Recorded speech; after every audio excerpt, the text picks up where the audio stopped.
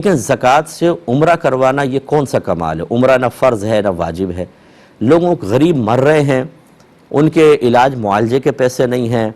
दीनी मदारिस के अंदर तलबा पढ़ रहे हैं, निज़ाम चलाना आजकल मुश्किल है क्योंकि हम दिखावे के लिए करोड़ों रुपए खर्च कर देते हैं, लेकिन सही दीन सिखाने वाले इदारे चल रहे हैं, उनमें फ़ंड देने के लिए हम तैयार नहीं। हमारे घर में कारी साहब आते हैं, अगर वो 2000 रुपये बच्चे की ट्यूशन कह देते हैं तो उसको कम करवा के 500 पे ले आएंगे, लेकिन ओ लेवल्स ए लेवल्स के टीचर के लिए हम 25-25 हज़ार 40-40 हज़ार रुपये देने के लिए तैयार हैं। जब दीन की कसम पुरसी का आलम यह है, अगर हालांकि दीन का ताल्लुक़ देखा जाए तो अल्लाह ताला से है और अल्लाह ताला मोहताज नहीं है, लेकिन इसके बावजूद उसने दीन की खिदमत, मस्जिद की खिदमत हम इंसानों के सिपुर्द कर दी है।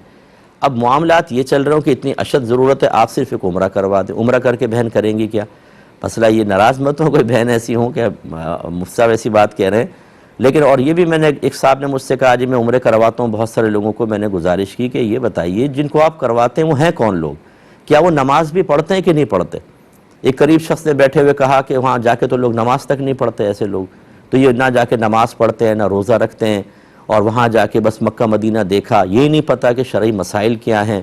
पहले कम गुनाह थे नाम अमाल में, वहाँ गए और कसीर गुनाह किए, और ज़्यादा नाम अमाल में गुनाह, और फिर वापस आकर उस उम्रे को कैश करना, जाते हुए भी कैश करना, उम्रे पे जा रहे हैं साहब, कोई फल दे रहा है, कोई फ्रूट दे रहा है, कोई हार डाल रहा है, यानी रियाकारी, फिर आके उसको सुनाना हर जगह, उसे कैश करना कि अब हम तुम लोगों से अफजल हो गए क्योंकि हम उम्रा करके आ गए।